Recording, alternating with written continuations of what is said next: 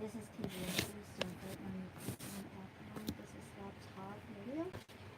We're gonna have a talk about supervised learning with Joshua Arnold. Right now, I just wanted to read a public service announcement on Jenny's Light. Jenny's Light is an organization dedicated to improving and saving lives by increasing the awareness of all perinatal. It will make it easier for new mothers to obtain treatment. If you would like to donate to Jenny's Light, please visit Getting things done. Been a programmer for 10 years. I've pretty much been working with technology since I was a teenager. And overall, currently I work in blockchain, big data, and also AI. And with a focus on pretty much just bringing these technologies together to be able to allow everyday people or businesses to use them. So that's pretty much my story as a data scientist and data engineer. I pretty much help to work with any project as a technical professional. So, tell us a little bit about distributed intelligence. What is a company? So distributed intelligence is a platform that allows you to pretty much understand your data better. And the way we do that is just simply through AI. And to get a little bit deeper, I had a journey 2, 3 years ago, and I wanted to create a way for people that needed insights fast and on demand to get them in their hands. I want to put insights in people's hands. So in order to do that, I need to create a neural network. And in doing that, creating a neural network, I was able to pretty much build and train a model and then be able to have that model become its own intuitive way of expressing insights that I needed to get in return. And once I was done testing it, I pretty much went after, launching a startup and met two of my co-founders, Daryl Coleman and Trellis Hurd. And those two guys are very, very strong people. So when we came together, we launched the company. And now we are allowing advertisers or advertising agencies to get insights for their marketing data. So, I'm, as a professional in the South Bay, and buying ads myself, and knowing a lot about artificial intelligence, and working at a company that is a publisher. What are some problems today about ad buying? The biggest problems that exist today are simply just you have to spend money to know who your target customer is when it comes to Facebook. And then Twitter is a different type of user experience. So you have to also do the same thing. So you're kind of forcing them, kind of creating your buyer personas first. And then once you have those, you have to kind of cater to what's trending or what your users that are looking for your product are seeing online, because they're on social media or they're searching different platforms like Google, Yahoo, or the such and such. And when they do that, it's kind of confusing for you as a business person to be able to get immediate results. Like if you had a person that just shared your business with a friend, that person could tell you why that person bought because they shared it with someone they know. So it's more personable, right? Where with platforms that are gearing advertisers to spend their money, they make it so you have to kind of learn their system and the way their algorithm works with displaying ads. Never buy ads with Facebook and Twitter at the same time, because I did that and I was undercharged. There you go. Because they track your website and with the beacon. And if you put it onto both sites and buy the Twitter ad and the Facebook at the same time, sometimes you're double charged. It sounds kind of weird, but that's one of the experiences I had.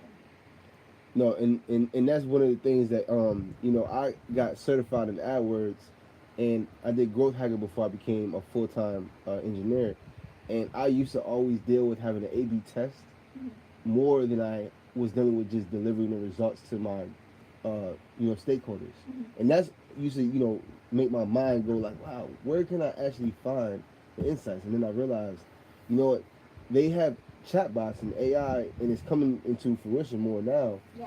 But they're not doing that for marketing. Yeah. So that's where I felt, hey, there's advanced tech that's out there. Let's bring it to the SMB market. Yeah, no, I feel like with Facebook, it's of course, with all the data they have, you can toggle your that we really don't know how effective it is. And I don't think it's based on leads. And then with Twitter, I think they had something that's based on leads that which they took out recently, I believe, because I used to pay for Right. that. Exactly. And who knows how much money it's going to take the average business until they get the results. Like some businesses may have to spend 30,000 a month on Facebook ads, and then they finally find a niche, and then they can keep that same advertising budget in place because they're getting revenue from Facebook now. Yeah. But is it that necessary to spend 30 grand a month just to keep a revenue going? What if you stop spending that money? What happens to the customers? Will they still be loyal customers? Obviously, you may have their data, but the idea is how do you create retention with customers? And loyalty programs exist now, but not everyone uses a loyalty program. Like I eat at Subway, but I don't necessarily use Subway rewards every time I go. Yeah. Like that's it. The problem is that the retaining customers is really studying human behavior, and most businesses don't do their research on human behavior to understand buying patterns. Yeah, I mean it's psychology. Exactly. A lot of psychology, um, which is important, and it changes all the time depending on generations. Exactly. It definitely So does. whatever that you have now, or successful before may not work, next year. Those trends change as well, and so is the macro dynamics. I mean, the macro factors. Yes. I mean, the context changes. Yes, that is so true. So, one of the things that me and you met through blockchain. So, But how do you feel about blockchain and the way AI is able to interact with blockchain?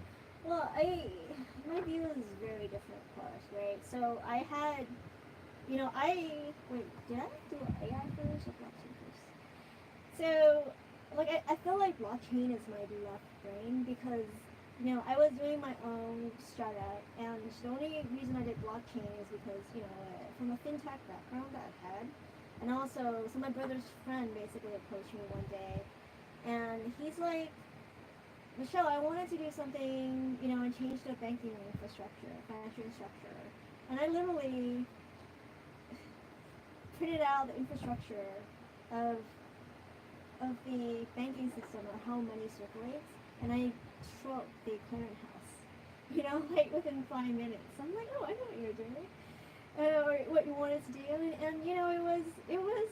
I thought we were early actually, and this is 2015. Like oh my gosh, 2017. Like everyone is basically doing blockchain, right? And so that's like I feel like that's a slice of my life.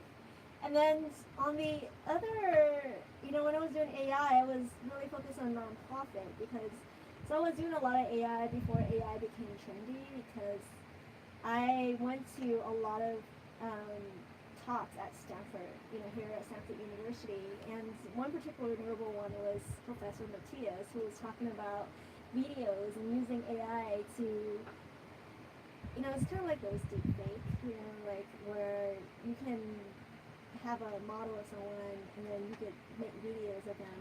And then I was like, oh my gosh, we're gonna have like fake text, fake news, and then we have fake videos, Lord, right? So I was like, we should talk about stuff like this, yesterday, and so I created Robotics for Good, and I was part.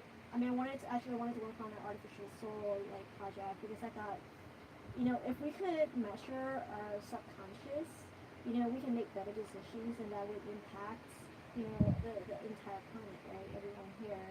And two, when we have robots, we can, use those data to train and, create an artificial soul for the robots, right? So it's like two elements. So for me, the AI is always like more like something I wanted to contribute to the world, while blockchain is my left brain. But I think it makes sense. If blockchain is like a log, of different data, AI, artificial intelligence is basically, the power engine of analyzing that data, enabling it to be smart, making it searchable, identifying like fraud, just making data smart, right? I mean, having data without analyzing it, without using it, is really it doesn't really do anything, right? You need a lot of data to train, and I think I think in the future, I think data is going to be super important. Oh yeah, and that's one of the things that, I mean, just to piggyback on, the biggest thing that we all know is going to happen is, the world's going to have another cycle of new technology. And last time, it's telecommunications, right? The smartphone Yeah. came out. Everybody that had beepers or, the big car cell phone. It switched completely, and then it became, we went from what, the BlackBerry, the Sidekick, to then the iPhone, right? I think I had a pager once. Remember those pager? Oh yeah, they You know, used to get beat. And now what we're dealing with is that we pretty much realize as a world that all of our systems are broken. And for those that don't know necessarily what blockchain is, it pretty much is a network to support transactions. And when you look at Visa or Mastercard, they support millions of transactions every day. Their number Visa, I believe, is 54,000 transactions per second. can I just interrupt? Sure, sure. Yeah. So there's actually and people always get this wrong, which is very annoying because I was like, okay, this is cheating. The Visa doesn't process the transaction. Payment processors do. So, and then with the blockchain, blockchain processed transaction, but it's not fast enough. And people talk about lighting networks and all that kind of stuff. But they haven't really found a solution yet, and they basically batch the transaction, right? So that is not really a solution to make transactions faster. It's kind of like putting a band-aid, on it. Exactly, and that's like where like a lot of people, we all get caught up in like the tech, but I think the biggest thing is that the internet, the way it exists, is supported by massive data centers, satellites, and all the different devices that are on the and are actually on these networks is prone to crash. So that's where like blockchain is also being used right now to like pretty much create localized infrastructure to be able to support local networks so that you can be able to run the internet or run a version of the internet on your cell phone or on your device. And blockchain is a solution for either that or just everyday life, where our banking, our the way we keep records and documents, everything that we do right now is very manual and it needs people involved. And to automate that, blockchain isn't the solution. That's more where AI and a lot of other machine learning opportunities come into play. But blockchain, I feel, is very important because when we look at just systems, that's one way of looking at blockchain. But when you look at just impact of third world countries that are using blockchain right now, they've been able to create supply chain solutions for countries that are in need. Right now, for instance, Akon, is partnering with the country of Senegal, where he's from, to create a 2,000-acre city that will have its own crypto that will support a whole city for young entrepreneurs to buy, sell, and trade.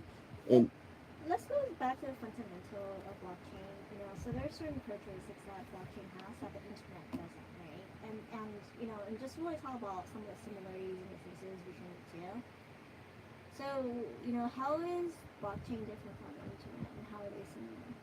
so I think the biggest thing about the internet is that we rely on wireless communication right now for the internet as it exists today. Mm-hmm. And without the towers and satellite connection that exists, Mm-hmm. we pretty much lose our signal. Our cell phone goes bad, our signal goes down when we go in tunnels and stuff like that. Like if I'm going to Burning Man, Right, right. there's no No internet. internet, no internet. But with electricity, blockchain can power internet networks through simply distributed systems, which are just multiple devices. And then, since these are all what we would call nodes, each node can pretty much contribute to the network being alive. And when that happens, that gives us another kind of network that is a peer-to-peer network. And a peer-to-peer network means that we can communicate person to person or device to device. And it's the same way as when you send a text message to your friend, and it's powered by this system that doesn't have a central location. So you call it decentralized or decentralization, and then the nodes that is called P2P network or consensus. Right. So with all that being said, I think the most important thing about the internet is that without the internet, half of the e-commerce industry, or probably more, would be done. 100% would probably be gone. So when you look at entrepreneurship, the power, like I'm a millennial, right? So a lot of people say millennials are spoiled because we have the internet. We can reach a global customer base in seconds. and we don't necessarily understand the value of what we have in our hands until we necessarily may lose it. So one of the values of blockchain is that, as you know, we have smart cars, smart homes, smart devices. All of these things are being put on the internet, and the internet isn't this imaginary thing, right? It is literally just a massive amount of servers that communicate with each other, and we need infrastructure to support that. And what companies like Facebook, Amazon, Google, what they're doing is they're buying land and they're building data centers. But how much data centers will we have in the world until we don't have enough space for them anymore? So just the way it works right now is very controlled and it's monolithic. It requires billion-dollar players to support the growth. Where blockchain allows people to support growth. Where we can have, like, if for instance me and Michelle were neighbors, I can have maybe solar panels that is giving us renewable energy, and then we can use that electricity to power a blockchain network, and then that network could power devices to communicate with each other. Let's talk a little bit about protocols, because I love protocols, and I love AI and protocols. Sure, sure. Because for me, protocols are like pipes, and like virtual pipes, and it goes across platforms. Of course, we have artificial intelligence. And there's a lot of protocols, that are made already, and I just feel like AI plus these virtual pipes are really, really powerful. Yes. Any thoughts on that? Yeah, I feel like protocols are the reasons why we have the ability to understand algorithms, right? We have the ability to understand the value of procedures in computing because we have different protocols. And one of the more, like for me, one of the more popular ones is IPFS, and that's Interplanetary File System. And pretty much what that stands for is being able to allow a, like, let's just say content, for example, right? The way it's displayed now is typically powered through, just simply displaying it on a browser. There's some JavaScript, and then it needs a way to serve it, right, with a server. So they serve content, right? And the way that is done is cool, but with IPFS, that specific protocol to me is fascinating because it regenerates, it disappears and regenerates, and it can display content in a sense where it could pretty much hash it, and then everything can disintegrate and then regenerate, and it can display that content. So that is just one protocol. There's many of them, but I think protocols are very powerful, and I love to hear you, kind of enlighten us more on that. Yeah, so I used to work at Cisco, like, when the internet first happened. And I actually write about voice over IP, TCP, IP, and all that kind of stuff. Very, very nerdy. So I remember, protocol, and if you guys have ever used like AOL, you remember dialing in, and then you hear these sounds, and if you work at Cisco, you know that there's like at least 5 to 7 layers of the internet, and you have the presentation layer, which is really, the layer when you see stuff, and then you have, your first couple layers, when you dial in. So, I think with blockchain, the protocol layers, they people call it fat protocol, because, they're kind of like the bread and butter, of blockchain, instead of, the decentralized app, which people call it DApp. And with Facebook as an app, and with a bunch of like apps, on the Apple Store, there's an app. But we're moving into I guess the next revolution of a lot of protocols. And as you guys know, the information on Facebook stays on Facebook, and information on LinkedIn stays on LinkedIn. And then you have Yelp, and those reviews stay on Yelp. With the protocols, it's kind of cool. Oh, I'm just like really thinking about the file transfer protocol, like FTP. Like, remember, like, instead of having storage, you used to like FTP a file to somewhere. It's kind of cool, right? But anyway, so with a blockchain now, you can create very sophisticated protocols, that can analyze data and run across, different apps. Yes, and then that is so important because one of the key things I think recently that's happened that made me pay attention more to even blockchain is how there's this protocol called Endure. Endure was started by MIT professor, and pretty much Endure is just pretty much leveraging social physics, which is a new field. It pretty much is an older field, based on older knowledge, Socrates and the rest of the philosophers that existed. But in today's world, social physics is just taking basic biology, in different parts of human life sciences, and putting that with technology, where we take physics and then we look at the way we analyze data. And human behavior as a whole is one thing, but then when you look at saying, okay, I want to do a survey. I want right now, typically in politics, people do market research surveys, and they want to know who lives in these communities, right? They'll send out door knockers. These door knockers will collect information, and then they'll tally, and then they'll log the information in. And then even companies have ways of analyzing communities through census, and they do that same thing. But with social physics, it's pretty much the opposite of saying, instead of using technology, we can use the laws of nature to pretty much quantify who is going to do what, when, and why. And they created something called Living Lab. A Living Lab is pretty much people volunteering to participate in an experiment where your data is being collected, and it's in macro. So it's massive data by the millisecond. So they're tracking you every second of the day or millisecond of the day. And the reason that's important to even mention with Endure is because that protocol started because pretty much they said, hey, machine learning is not effective for human behavior because human behavior is noisy instead of being machine generated. So with like human behavior and applying social physics, Endure is a protocol that is pretty much being leveraged now by MIT to pretty much allow for a whole new wave of predictive analytics where we can predict things based on human nature instead of trying to take, let's say, a million people and then take all that data and then put in a data set and try to run it through machine learning models.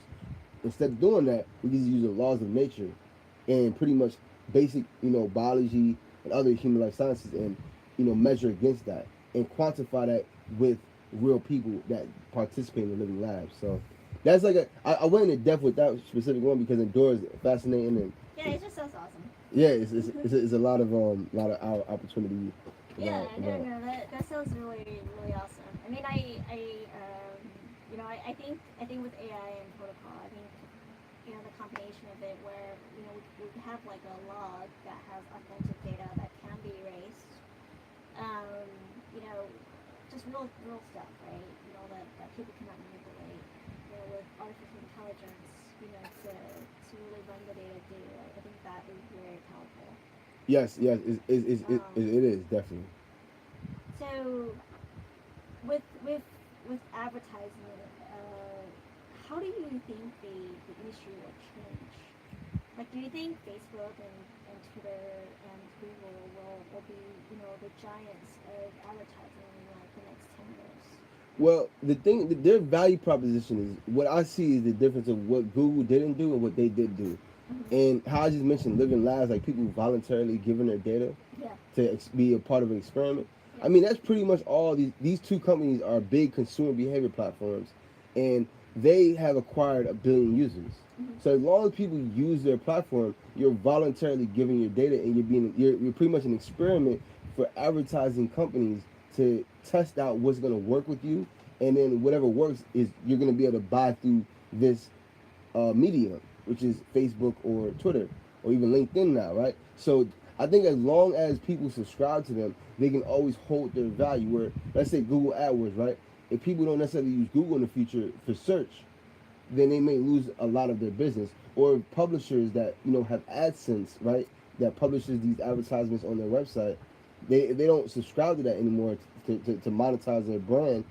They will go somewhere else because Google is not built on a social component, but they do have the leverage of owning Android, right? The Android technology and open sourcing it. They do have the leverage of being the largest search engine there is. But other than that, I think that's what the value is that they pretty much are these big whales, and the only way to disrupt the whales is for people to change their mind.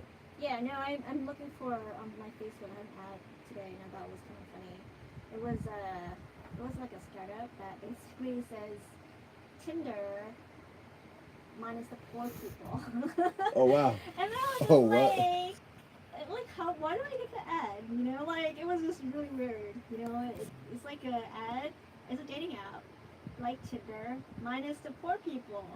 You Wow. know, and it's like, you know, how, what kind of data did I provide that I would basically have ads? So I Right. thought it was just really interesting because sometimes they're just like totally off. Yeah, and it's crazy because they use like the law of association in the sense of machine learning to learn about your data, Hmm. and they do it through your thumbs, right? Like you thumbs up a lot of different things, Yeah. and these thumbs, we don't realize every time we thumbs up something like a like, we're actually giving data to Facebook's algorithm Yeah. so that they can track what we are our preferred interests are. But at the end of the day, who's to say a lot of this is accurate, right? Because Yeah. you can like things for any reason. It's random, right? So Yeah, that like I could be like really generous with my likes though. Like sometimes I exactly, just feel like I had a good day and you know there were like 10 posts, so I would like just heart 10 posts. I don't know about you guys. Like you know I have a cousin who's very stingy with his likes, but I'm pretty generous, so I basically just like everything. exactly, and that doesn't mean you want to buy everything. You know, it just means that you support because of your personality. Exactly. So yeah, so I thought that ad was like super Exactly. So I mean, Facebook. I feel like what's gonna change everything is really something really simple, right? good. Hmm. It's gonna be the next wave of startups that are willing to challenge the way things exist now. Because science is meant to be challenged, and opinions are meant to be, proven wrong. So the opinion of advertising was something specific back in 2008 to 2012. Hey, when you put your money on billboards and radio, you get no analytics. Hmm. But that's no longer good enough. Now you need to know how to understand your customer, and you need more than just analytics. You need to really know who they are from a social perspective, from a personal life perspective, so that you can be able to curate an experience for them that makes them want to continue in business with you. Like for instance, if I have a restaurant, my customers come to my restaurant because of the style of our delivery. Like True Food Kitchen mastered one thing. True Food Kitchen, they took the ability to take anti-inflammation food and add spice. But what really makes it a homegrown experience is the way that people serve you there. Hmm. It's just the service, and that's what people pay for. It's kind of like Vietnam or something. Right, right, exactly. It's that human ability. Because like I remember the first time I had Vietnam was actually through like a kind of like a meetup before meetup was created, and like yeah, I was just thinking about how super nerdy I was. So when I was in law school, I basically I think it was called like IP something, you know. So there was like one of my friends basically created all these like meetings and like on different topics where we have speakers. So I think today we call them meetups. And he orders like food from P.F. Chang, right? So of course I didn't know that they're from P.F. Chang. So I just ate them just like it's anything. Like it just tastes like any Chinese food.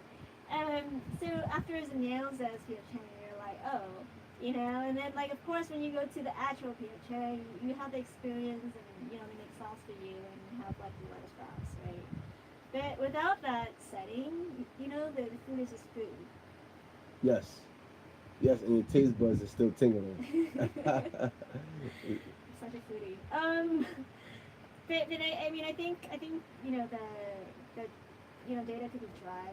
I think without context, you know, without knowing who the person is, so you could, you know, and whether they're telling the truth, right? Whether they trust you, I think is really important. I think Facebook has gone to a place, you know, where I don't trust Facebook. I don't know. I mean, I went to London. I see these Facebook ads, and it says, you know, they care about misuse of data. And then, like for me, it's like if they care about misuse of data, why are they allowing that to happen? Exactly right. No, that's a key point. You know, and I feel like I'm just being brainwashed by Facebook because on one hand, they're misusing our data, allowing companies to misuse our data. You know, on the other hand, they're putting ads that they're not misusing our data and they care about our data. You know, and they conflict. You know, and Exactly. it's problematic because, you know, we give a lot of data to Facebook. Right, and that's the thing. Like Facebook, I love Facebook from a sense of it gives us access to people. Right, you want to talk to your family overseas, Yeah. or you want to get in touch with the purpose of Facebook. I think is so valuable that it may never go away because that's how people really communicate with their loved ones in a lot of sense. But the difference is when they started getting challenged with Snapchat, the next generation, like millennials and Generation I, which is like 17 and under right now. They're not using Facebook though. No, exactly. They're using Snapchat. They're using Yeah. the other tools. But what happened is Instagram.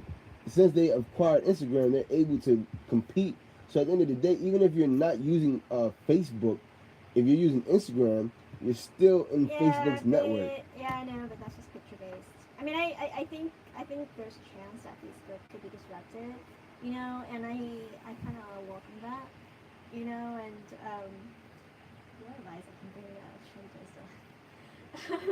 But I think it's kind of important that consumer have choices, and I wanted to talk a little bit about monopolies because I think it's kind of important, that we talk about that. So when there's five companies doing the same thing, consumer can pick and choose who, they want to do business with, where they should go to. And I think if there's one big company that does one thing, we're forced, to use their platform, and we're forced to comply with the rules and regulations. They can basically, it's kind of creepy, like we know that sometimes when we write things, there are people on the other side watching what we write, and they can delete it at that instant, and it has happened to me before. And do we want to continue that way? What if there's another platform, where we basically have our friends there, that value us and our thoughts, who's transparent with us about how they want to use the data, and if they use our data for advertisement, we have control of that, and that's the difference. So you see, I basically listed all the things that I did on Facebook, and the only reason I do that is because I want to be transparent in blockchain space. Because before I didn't do that because I didn't want to be famous and I didn't care about that.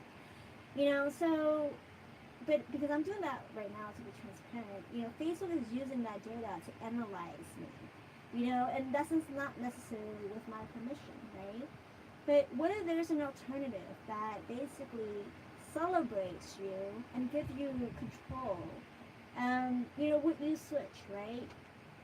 Yes, of When course. all your friends are there, and it's not centralized, and there's Yes. customer service, because what? I have apps on Facebook. I have apps on Apple. Apple pays me. Facebook doesn't. And what does it say about value when, Facebook makes so much money for me on my ads that their users can use? Whereas and on Apple pays me, for my ads. Even if it's $1, I don't, at least I'm valued and I'm paid, right? Exactly. So, I think Facebook may be disrupted, and if there's another choice, like I just want choices as a consumer. Right. No, I think that's kind of like where Telegram became very popular because Facebook is in a specific industry where social networks are kind of like these cement brands where, okay, I use Twitter, I use Instagram, I use Facebook, I use LinkedIn, but now it's like, is there a need for another type of Facebook, right? Because now that they've already kind of lost the trust of some of their users, they don't even want to mess with their data anymore on technology at all, and it kind of messes up for that next company. But what it does do, like how Telegram took advantage of private messaging, one-on-one Yeah. communication, everything's kind of going back into this personal person to person, social settings or secret groups or private groups where you have to kind of be added to it to be a part of it. So I can definitely see group communication or one-on-one communication being a disruptor for Facebook that just is a general data lake Yeah, for I don't know. I don't want to use the messenger, if like my friends are not there, right? And it's just, I don't know, like, and to read in the news that they're basically working with payments companies to get our payment data and medical companies to get our medical data, and have that kind of big picture consolidated data regarding a person. I mean, that's just really scary. And, I think it's not scary when we have control, about who our information is shared, but because we don't. exactly. I think that's problematic. Especially with advertisement. It's kind of fair when I'm like, okay, I basically went to this school. It's okay if you advertise about me going to that school. and just really have toggles about that. I mean, I'm pretty sure they can create something, right? That they haven't yet, and they've been in business for a long time. Right, and even in blockchain, I mean, there's platforms like Data Blockchain or Data Mart that exist, and you can sell data. I mean, Netflix takes anonymous user data and sells it to other companies right Yeah, now. but I I mean, think I think it's different when it's a little bit of economics. yeah, but the problem is that it's like you're pretty much uh you're able to capitalize on something that people have little knowledge of, Yeah. because even when you say the word data, that's so ambiguous to the average non-technical person. Like, I say my data, they could think, oh yeah, my name, my number, but your data is more than that. Your data could represent anything that's associated with you. Well, I think every time you post something, it's basically like a little log of you. Right. And I think that's the scary part. So I mean, I think the future of advertising is interesting because there's a correlation between understanding the individual, um, you know, being conscious about privacy and security, because it's content, and then also giving them the right say permission or the rights to actually selectively select what they wanted to share. I wonder if that would be different. Like if you give the customer and say, hey, you have these rights, here you can share about A, B, C, D, and E. Would the person voluntarily share that information when they're not forced to, or the system is controlled already to be designed that way? And I think those are going to be more and more important because I think with the whole because I think I wrote a paper about this, and it's kind of weird. I mean, I feel like everything that I write about is like happening right now. So when I was in law school, I wrote a paper about vicarious liability, and literally, you guys know that the newspaper, if someone says something, say they're going to kill someone, then the publisher has a responsibility to investigate.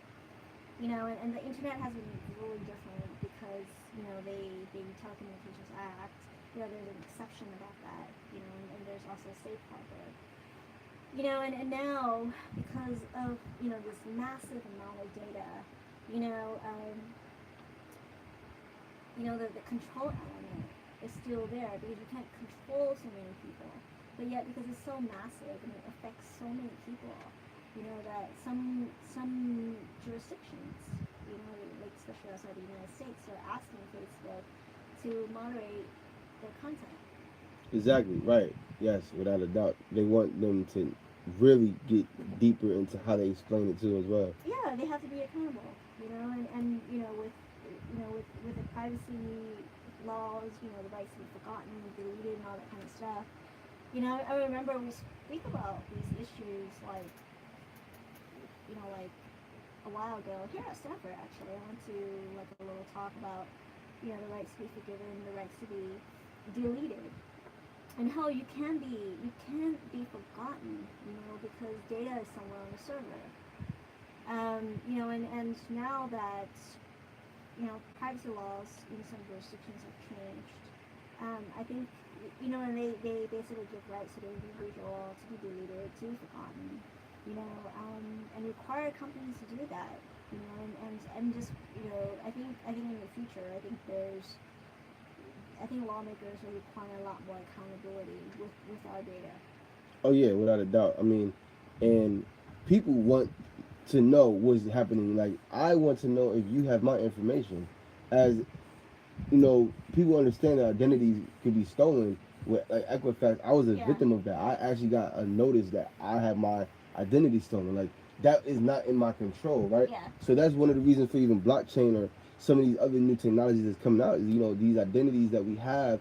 We are digital. No, we are digital people at the same time that we're physical. And since we're digital, we have to kind of secure that um, identity, because if not, it's up for grabs. It's yeah. In other words, we become an extension of ourselves. Like we exist as a physical person, and we also have a virtual identity. right, exactly. And even like one of the projects I'm a part of is called Nurse Token.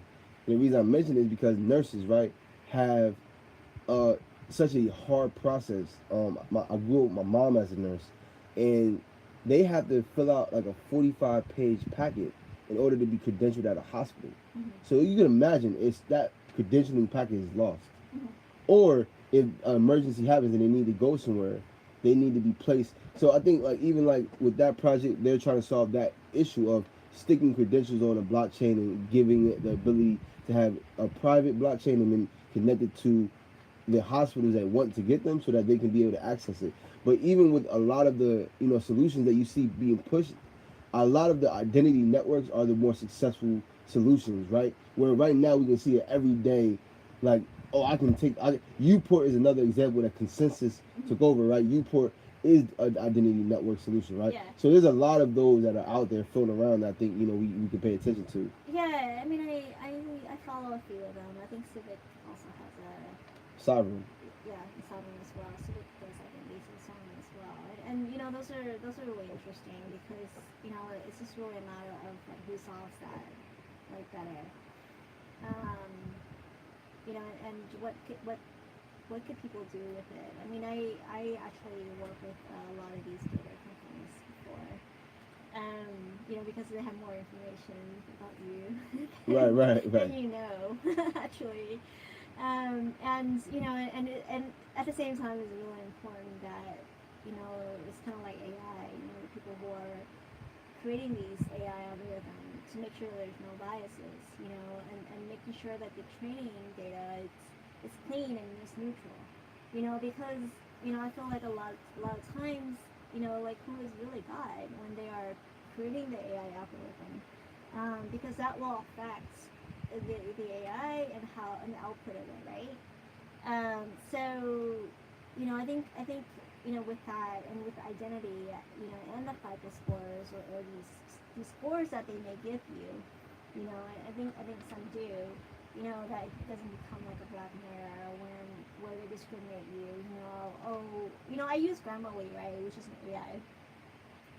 And what is so funny is like I think I had like 99% of productivity and 99% vocabulary. And that's my first Grammarly report. And I noticed that when I go on vacation, or not on vacation, when I go to these conferences, my productivity goes down. Because I'm not in front of my desk. So I think if there's a woman who's on maternity leave, her because she might be seen as not productive, even though she's taking care of something else, right? Because the AI doesn't know the context. So I think when we're designing these things, we need to be really careful and make sure that there's really no biases in them, because we don't want discrimination. We don't want an AI in a criminal system to basically look at color and put a group of people in jail, without any evidence, right? And I think it's really something that we should be conscious, and I think there's like a MIT person who was doing a lot of AI, and she basically has to wear a white mask, even though she was working on that project, because the AI that they built did not identify her because she was not white. So, and that's kind of sickening. It's like super sickening, right? Because, the world is not black and white. It has colors, and it has different nuances, and I think it's important that, when we create these systems, that they're able to identify them. Right. At least later. Oh yeah, no, without a doubt. And it becomes a even bigger issue when you can't look at the fact that computers don't have emotion. They can try to read emotion for us to know, but humans will always be human, and we have these specific special areas of life. Our spirit, our emotions, our intuition. Right? These things are not things that are man-made. These are not. Everyone has different theories on God and this and the third, but if you just understand basic laws of nature, right? You know that you didn't have to know right from wrong. Like you didn't have to know it's wrong across the street and a car was coming. Your natural instincts are gonna kick in and say move out the way. Or you're not gonna, if you're in a setting where there's something happening and it's bad, you're typically gonna know that it's bad because your intuition will spark a flame. So it's kind of like one of the blessings of knowing that just by nature, we are programmed to kind of know right from wrong, and AI isn't set up like that. You know, Yeah. it's not intuitive in that sense. And So, I think it's, I think people are studying it. I think at Berkeley, Berkeley, they're studying mind theory. Like really think about autonomous cars. Like it's cool, like drives and stuff like that. But if you say, hey, I don't like, if you use like a hands gesture, it might not know how to read it and interpret that, right? So it might crash on you.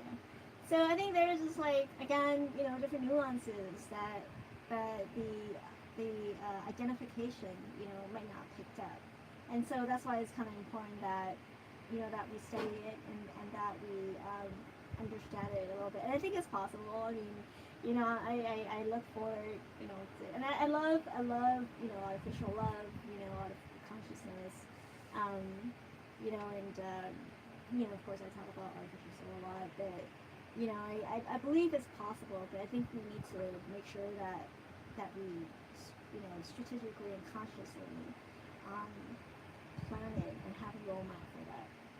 exactly, and just to look at the facts that nobody will ever know the crystal ball of life, right? Like we all can predict what we think is gonna happen, but the second we lose electricity, or like not as a mass, but the second we lose certain things of life, like for a second, we are pretty much gone. Like that's why when you look at these people that kind of live off the land, like farmers or people that are more like they're focused on like agriculture. They're focused on being able to produce their own vegetables and their own food, livestock, and electricity and everything. They can sustain themselves no matter what happens because they're not stuck on technology. Where that kind of mindset is really the basis of why we created technology, right? Is that we wanted to have fundamental ways to support ourselves. Like we created a phone so that we didn't have to have landlines anymore, right? Cell phones evolved, and now look at them today. We live off them. If you lost your phone, it's like losing your credit card or ID. Is that sensitive? So we become sensitive to the things we create from a human perspective. So definitely, Yeah, I don't know what I'm gonna do without my phone. right, Like before, I never had a phone and I was able to survive. It's super weird. right, exactly. So Um, it makes it very weird to like live in a world that is so geared on a computer device versus we're now not as personal. People do not hug anymore. Like they greet is more of an eye gesture. I still hug. Yeah, and that's great, but the problem is still that interpersonal relationships are being torn apart, and it's not even highlighted in this tech Yeah, scene. yeah, no, I mean, like when you really think about advertisement, right? And really, when you really think about advertisement, of course, word of mouth is it's an advertisement, and historically, people advertise by talking to each other. And history is shared from generations to generations, right? And we call them stories. And stories are a form of advertisement. Today, like, someone said they left my phone because it has a unicorn. And I basically told them the story of where I got my phone. So I was shopping for unicorn outfits, for the Burning Man. And I need to have a unicorn, right? And so I went to Claire's. I haven't been to the mall for centuries because malls are very time consuming. But I walked in anyways, and everything was glittery.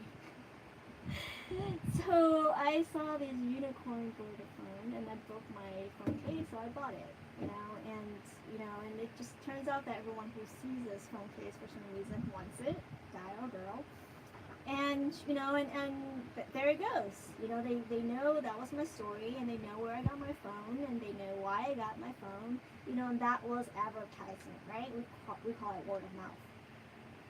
However, today, we don't do that anymore. When we have dinner or have lunch, we basically, sit across each other and we don't talk.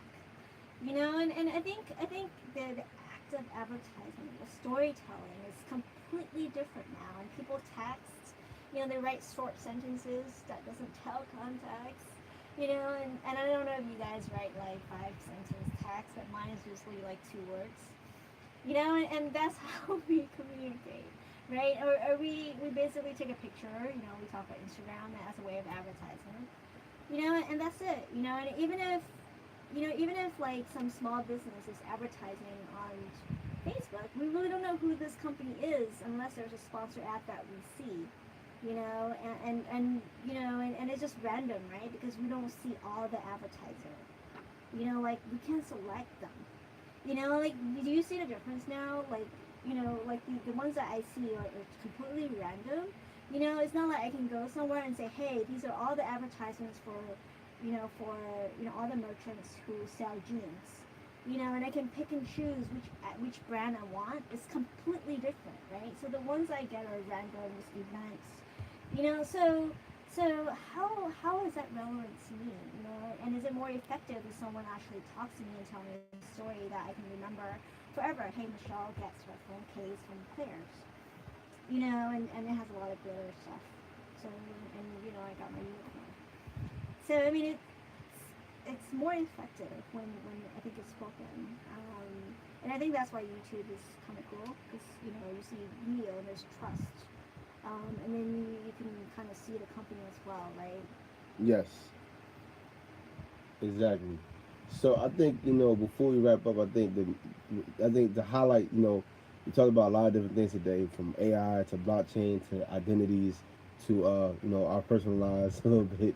But what do you feel is the biggest thing for everyday people to look out for by 2020? Because it's like there was a 2001 issue that was 9/11, but Yeah. before that was the whole, it's about to be 2000.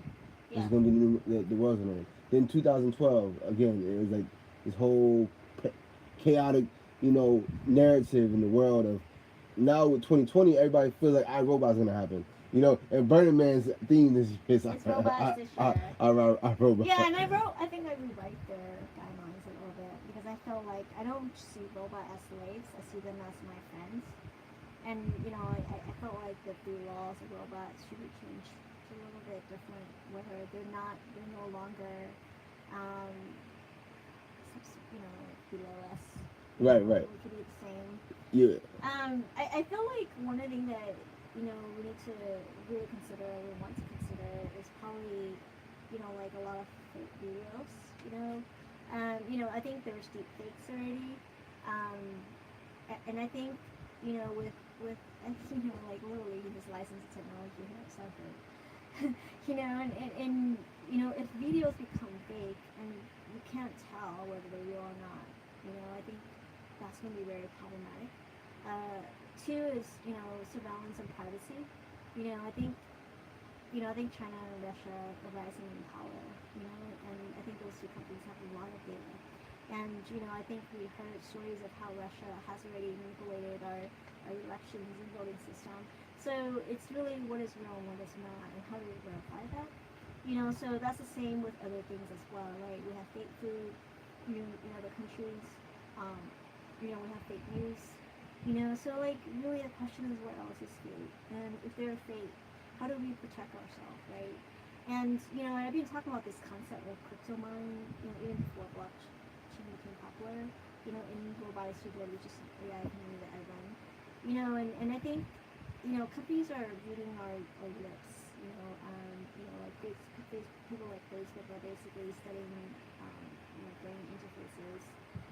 To use it full time to see what we will think next. So I think the intrusion goes beyond just the internet. I think it touches our lives and our skin. And it's just really something to really think about. When you're doing things. Like are you like at Starbucks? Or are there people identifying you, taking your credit card? And really think about security in that way. Not just from a technical, like from a computer perspective, but also from just being you physically, someone reading your lips, they created AI that can detect reading your lips now, and is your credit card safe? There's cameras everywhere. Are you giving out your passwords? And who's behind those cameras? And behind that, and how are they using it?